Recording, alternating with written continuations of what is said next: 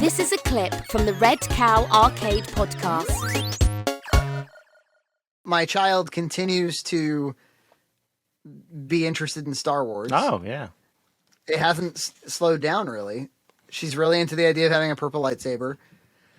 The prequels don't play horribly for her. Really? Really into that Jar Jar and politics and blockades and... Yeah, well, here's the thing. We haven't, watched The Phantom Menace. Oh, yeah. Tonight we watched half of Revenge of the Sith, and she was kind of into it, because it's pretty exciting, and she knows who the Emperor is, and she knows who Anakin is. She knows that he falls to the dark side. She's read the Golden Books. She really responds to 3PO. She's very into 3PO. And we went to the library. So we actually got a library card for a library right next door. Because we were like, you know what? We find ourselves buying way too many books. We're like, wouldn't it be fun to show up there and, just swap stuff out. Oh, because it started with her going, I want to go to the library and get a Jedi training book. And she had this idea in her head of getting a Jedi training book because we watched the Luke episode of Boba Fett. Oh. She actually sat through that whole thing. She came home from her grandmother's and she goes, Dad, what's Boba Fett's book? And I said, oh, that's a show. Do you know about that? She goes, I saw a commercial for it, Boba Fett's book. And I was like, well, I can show you if you want. And she doesn't know that Luke is a deep fake, by the way, which is really cool. Yeah, you got to wonder if you're going into it pure, what we would think. I know. You know all the production history. She doesn't have a clue. But she, naturally she's looking for the girl characters and stuff. So she loves Leia the most. And she hasn't gotten off this Ewok thing. She's still real into Ewoks. And we played Super Return of the Jedi together. And there is a whole Ewok section where you play as Wicket. And then I think that one's probably the least frustrating of all three of the Super Star Wars. Definitely. Yeah, they power up Luke a bit more. The enemy placement's a little bit better. You get thrown into more fun action. It's not quite as repetitive. It's still too fucking hard. Yeah. I mean, I can't. But I remember actually beating it, though, and I don't think I beat the other two. Oh, wow. Yeah. Yeah, A New Hope one is really rough in particular. I think I did grind it, but I remember beating it. But it was achievable. Yeah. Probably not for somebody Glow's age, but some of us. Oh god, she couldn't even get past the first enemy. They have it. There's a toy line called Forces of Destiny that came out back when Force Awakens came out. Maybe it was more around when Rogue One came out. And it's every girl character as a doll with some kind of sidekick. So there's Leia in her white gown with the earmuffs with R2, or Rey with BB-8, or whatever. And they always come with two outfits. And there's a YouTube series called Forces of Destiny where they show a little 3-minute video where the character goes through a small adventure. She starts in one outfit and she ends up in a different outfit by the end of it. And so you change the outfits on the dolls. And we went to the toy store. She was being very good last weekend. We went to church. And she went to the kids thing and she got through it okay. And so we were like, let's buy her. Let's go get some church lunch like they do in Righteous Gemstones. It does look fun, I gotta say. Yeah, I'm I want church lunch. Hell yeah. Maybe not all the family drama, but I do want to go to a steakhouse and eat totally basic bitch lunch. Well, we made it happen. We weren't celebrities when we waltzed in or anything, but so we were like, let's buy her a toy. And she goes, I want a Wicket toy. And she's been watching, by the way, the animated series, the Ewok animated series, and that she can't get enough of. Wow. She could watch that for hours and hours and hours. And I've watched a little bit with her, and it really does ring of that. It must have just been they knew Care Bears was popular, they knew Gummy Bears was popular, and they were like, we can do a teddy bear show. We got the bears. Too. And it's yeah, we got bears. It's of that era, very much so. And she likes that era. So she said, I want a Wicket toy. And we walked into, it's this vintage toy store that, they buy up used toys. And it's called the Toy Vault. I've featured it on Junt's Cart before. And I was like, well, if we see a Wicket, we'll get him. And I'm like, there's no way there's a Wicket in here anywhere. And sure enough, Forces of Destiny, Leia Organa in her speeder bike outfit from Endor with Wicket. And then she also has like the gown that she changes into when she goes back to the Ewok village. And it's just like it was a Wow. You can put on her speeder bike helmet. You can take it off. Yeah, That's perfect. it was. I was very pleased. Everybody was very happy to have that discovery. But it's I've been I've heard accusations that like this is somehow a problem. What? That a company like Disney would market a line of toys that would make me as an old guy Star Wars fan like want to buy it for my daughter. That this is somehow this is appealing to something ugly inside of me. Some kind of man-childness that I shouldn't be making her play with my toys or something. I'm like, what is this? All the cynicism you're bringing to the fucking table? I don't know. people? I think people are just miserable. Maybe they don't even have children, so they can't have this beautiful experience. Yeah, what do they fucking know? It's always childless people who are like, you're gonna make her play with your Ghostbusters toys. I'm like, she likes Slimer, you asshole. These things have stuck around for a reason. I know it's No, I'm not shoving it down. Yeah, it's like I don't know. Franchises come and go and revive. It's like, do you get Mickey Mouse when you go to Disney? It's like, things come back, things resonate with different generations in different ways. So come on, man, it's all fun. I saw the first Star Wars movie because my dad was like, "You ought to see Star Wars." Yeah. He bought the tape. He didn't even know what it was. He just knew there was this very popular, very futuristic, cutting edge movie, and he was like, "You should see it because you like movies." But yeah. I mean, look, I get it. It's everything's productized, and our generation continues to buy toys and video games and consume superhero movies. And oh yeah, I mean, my son that. is playing the crap out of Mario games right now, and that's totally something I introduced to him. Where he's playing through Mario 64 right now, and he loves it. Like, nice. like I was worried that like, oh, he'd think it's too dated and blocky, but he's really charmed by it. I think there's something about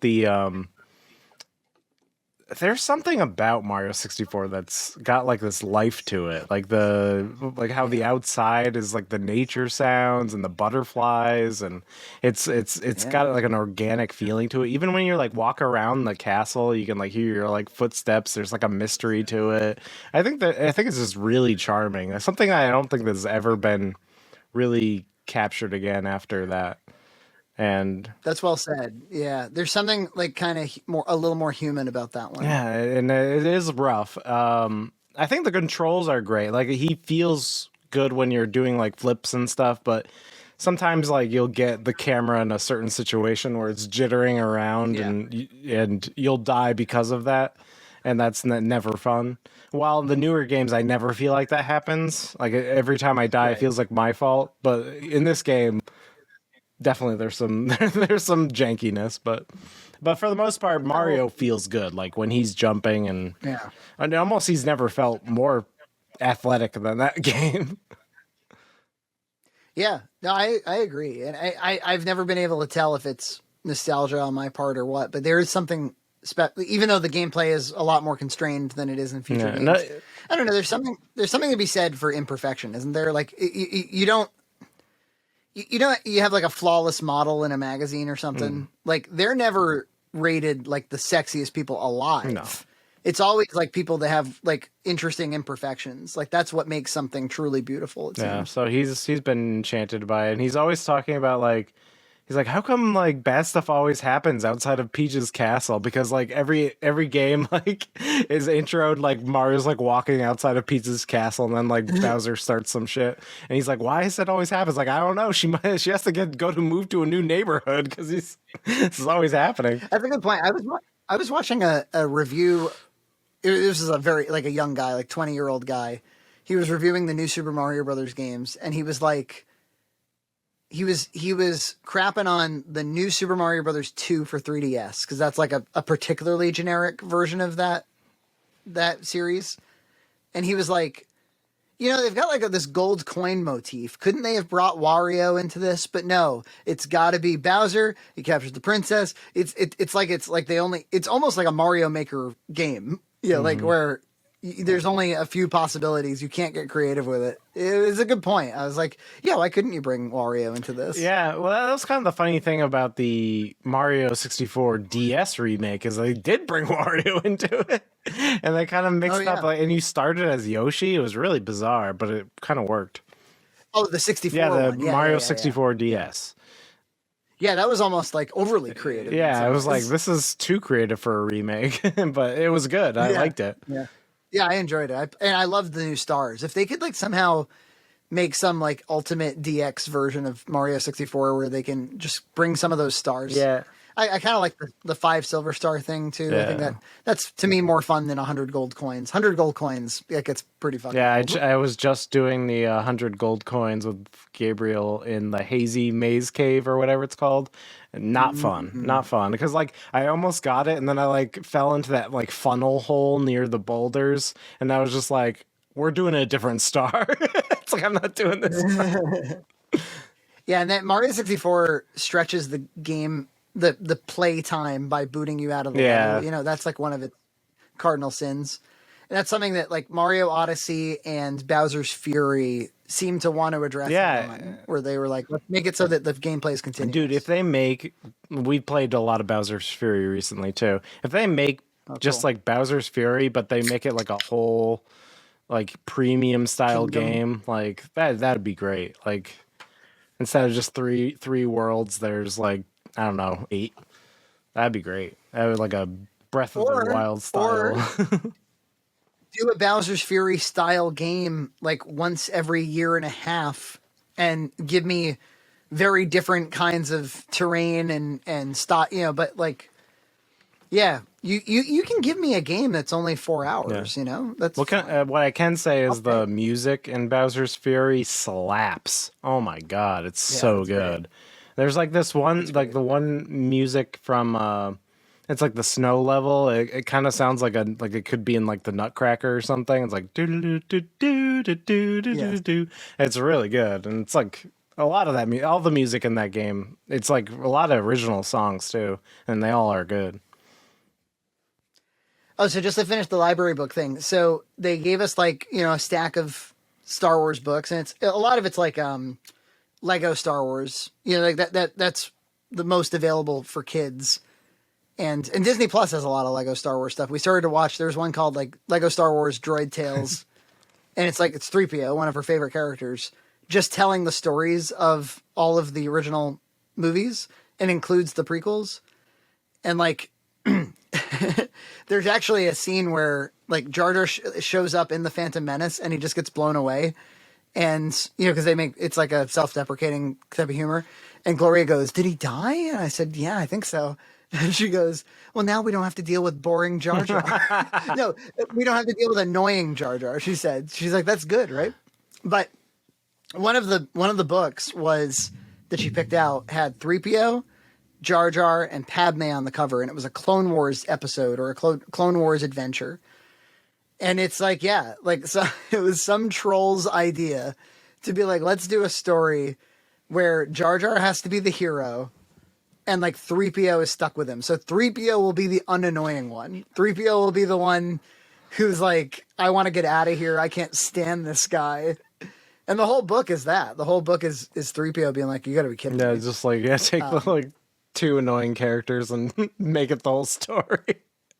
It was somebody's, maybe it's more Filoni baloney. Could be. But it was fun. But yeah, man, she's pretty into it. Like, she says that her favorite Star Wars moment was when Luke met Yoda. You know, she can even tell you a little bit about the First Order. Not a lot, because who can? But man, rewatching even a moment, because Rise of Skywalker was one of the books she picked out. It was like a Lego Rise of Skywalker. And it's funny because they abandon it. They don't even try to tell you the whole story. They don't even mention the Emperor. What? They don't even mention him. Yeah. Isn't he like the main villain? They don't show Leia dying. What do they even have? What is even in that movie besides? It's mostly just somehow definitions. Palpatine has returned. Yeah. No Sith Wayfinder. They do mention Exegol. They're like, they have to get to the planet Exegol. Mostly they're like, Finn used to be a stormtrooper, but now he fights for the good guys. Poe Dameron is a fast pilot. It's like most of the book is just talking about the characters. Kylo Ren is Leia's son, and he feels very sad. It's I was gonna ask you, like, how do those books like deal with all of like the weird death and stuff like that, but they just don't even have it. yeah, it's like when you get like certain Bible stories for kids or whatever, and there's like everybody didn't like Jesus and he died. I don't know. It's like he's gone now, and then he returned. When we went to the Christmas service, there's a giant cross on the wall, and she's like, "What's that?" And I'm like, "Wow, Wow." That's Jesus." It doesn't end as happily as it starts, but then it ends happily after that. He comes back. It's fine. It's like they always have to like dance. Like there are some like kids books like some dance around it more than others. But that's what makes me feel like what do they say about Anakin and the Sand People?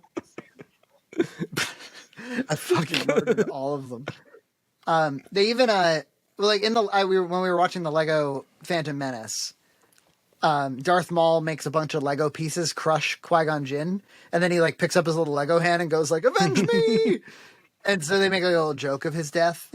That's how they deal with some of that stuff. Subscribe to Red Cow Entertainment on Patreon for full episodes every other week.